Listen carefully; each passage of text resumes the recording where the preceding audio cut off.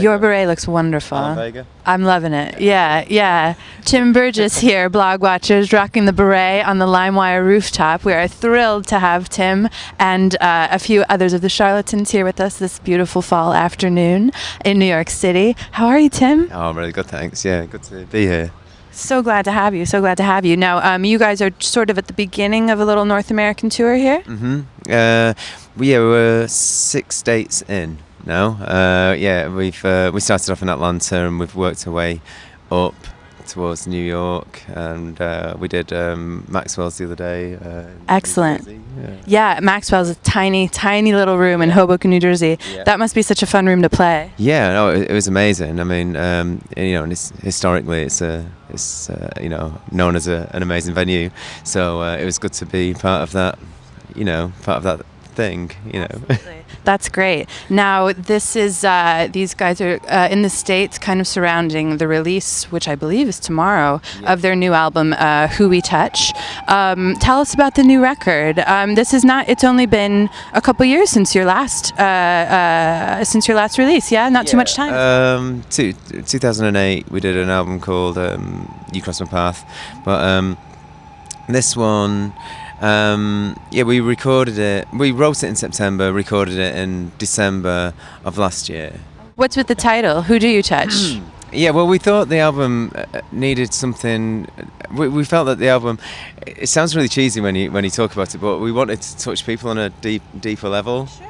Right, and it's really true, and that's what we wanted to achieve on it, and so that's kind of where the title came from. Anything new, like musically, or do you feel like it's kind of it's what a long-time Charlatans fans will sort of recognize on some level?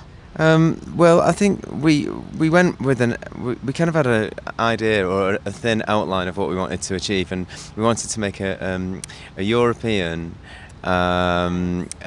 fall album. I think I read on your website, I think it was a quote of you, maybe to your producer, where you're like, I want it to sound like a European winter, which to me sounded so romantic and crisp. Yes, it was either fall or winter, but European, kind of crispy kind of weather, leaves falling off trees and stuff like that, and we thought it was quite a romantic idea too, and that's what we wanted to the album to be.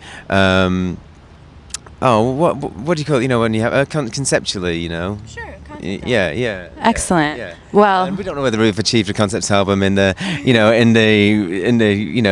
quotes, concepts, but we went for that kind of like journey. An album that had a beginning and an end, and maybe there was.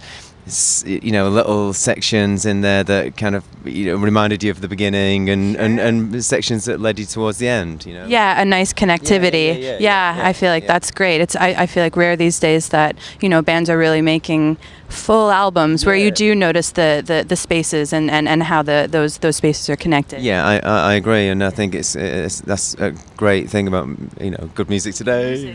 Absolutely. Now, so your 2008 release, you guys put it out into the world for your fans and let people pay what they wanted to. Yeah, you kind of gave the control back to the fans. Well, what we actually did, Radiohead did that that thing. What we did, around about the same time, I think we announced on the same day. I think Radiohead were a couple of weeks before us, but we announced what we were going to do on the same day, and we just gave ours away with a radio station.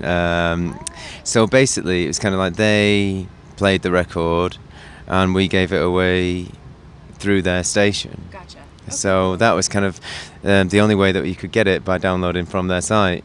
And we just thought it was all about the time. Everything was leading up to that point. People were giving away 2 years ago. Everyone was giving away a few things, and bands were. But we just wanted to smash the whole system and just give it away for free. That's great. That's another step along the path even. I know. But now this time around, you guys are going the more traditional route? Yeah, we kind of withdrew from that really, and let someone else sort of have a pop at something. Exactly. We kind of we kind of thought that Yeah, because I was talking about it with my friend who's in a band as well, and I asked if he was going to give his record away for free as well, and he said, well, no, because I'm just going to be doing what you did, you know. Right. So it kind of almost became kind of passé immediately. Well, it's like once you've done it, then people come to know you for it, and then you're like, I'll try something else now, let someone else And explore. We've always been about trying something else anyway, and this is more traditional, but, you know, it's, I don't know, I'm sure we've given a few things away we've given some remixes away for free on it so far, and, you know. Excellent. Well, I'm really looking forward to getting it in the traditional format. I'm so glad that you guys were able to stop by. Thank you so much. And catch the Charlatans in the States, in New York City, tonight and tomorrow night if you can. Yeah, thanks, Tim. Cheers. Thanks so much. All right, bye.